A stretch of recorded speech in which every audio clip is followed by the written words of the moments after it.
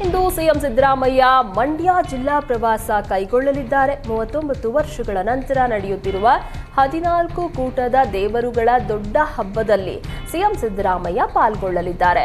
ದೊಡ್ಡಬಾಲ ಗ್ರಾಮದ ಹುಚ್ಚಪ್ಪಸ್ವಾಮಿ ದೇವರ ಸನ್ನಿಧಿಯಲ್ಲಿ ಜಾತ್ರೆ ನಡೆಯಲಿದೆ. ಸಿಎಂ ಸಿದ್ದರಾಮಯ್ಯಗೆ ಮಂಡ್ಯ ಜಿಲ್ಲಾ ಉಸ್ತುವಾರಿ ಸಚಿವ ಎನ್ ಚಲುವರಾಯಸ್ವಾಮಿ ಹಾಗೂ ಸಚಿವ ಬೈರತಿ ಸುರೇಶ್ ಸಾಥ್ ನೀಡಲಿದ್ದಾರೆ. ಸಿಎಂ ಸ್ವಾಗತಕ್ಕೆ ಜಾತ್ರಾ ಮಹೋತ್ಸವ ಸಮಿತಿ ಸಕಲ ಸಿದ್ಧತೆಯನ್ನ ಕೈಗೊಂಡಿದ್ದು, ಮಂಡ್ಯ ಜಿಲ್ಲೆಯಾದ್ಯಂತ ಸಿಎಂ ಬ್ಯಾನರ್ಗಳು ರಾರಾಜಿಸ್ತಾ ಇವೆ. ಬೇಸಿಗೆ ಮಳೆ ಅಬ್ಬರಕ್ಕೆ ಮೈಸೂರಿನಲ್ಲಿ 100 ಎಕರೆ ಬೆಳೆ ನಾಶವಾಗಿದೆ.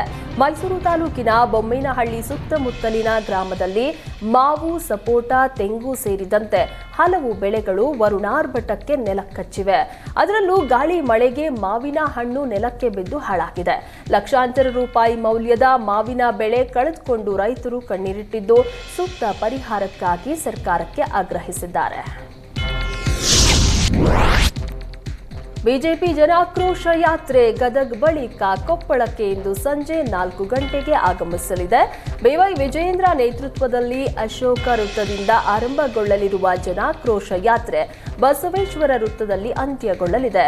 ಬಸವೇಶ್ವರ ವೃತ್ತದಲ್ಲಿ ಬಹಿರಂಗ ಸಭೆಯಲ್ಲಿ ಆರ್ ಅಶೋಕ್, ಛಲವಾದಿ ನಾರಾಯಣಸ್ವಾಮಿ, ಗೋವಿಂದ ಕಾರಜೋಳ, ಸಿಟಿ ರವಿ, ಶ್ರೀರಾಮುಲು ಸೇರಿ ಸ್ಥಳೀಯ ಮುಖಂಡರು ಭಾಗಿಯಾಗಲಿದ್ದಾರೆ.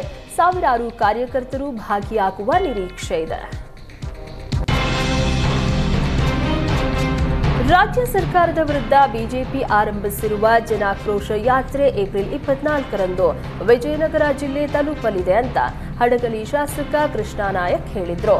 ಹೊಸಪೇಟೆಯಲ್ಲಿ ಈ ಬಗ್ಗೆ ಮಾತನಾಡಿದ ಶಾಸಕ ಕೃಷ್ಣ ನಾಯಕ್, ಏಪ್ರಿಲ್ 24ರಂದು ಮಧ್ಯಾಹ್ನ 3 ಗಂಟೆಗೆ ಹೊಸಪೇಟೆಯಲ್ಲಿ ಜನಾಕ್ರೋಶ ಯಾತ್ರೆ ಪ್ರಾರಂಭ ಆಗಲಿದೆ.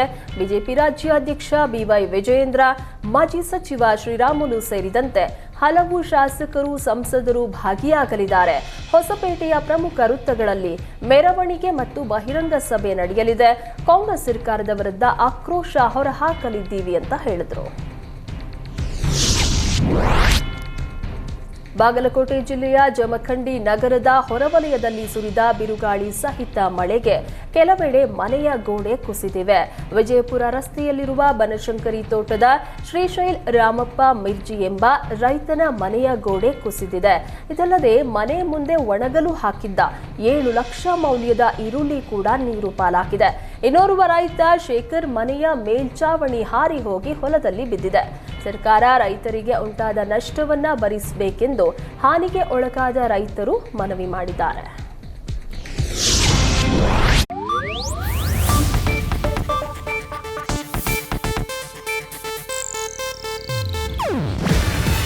ಇದು ಏಷ್ಯಾನೆಟ್ ನ್ಯೂಸ್ ನೆಟ್ವರ್ಕ್ ಪ್ರಸ್ತುತಿ.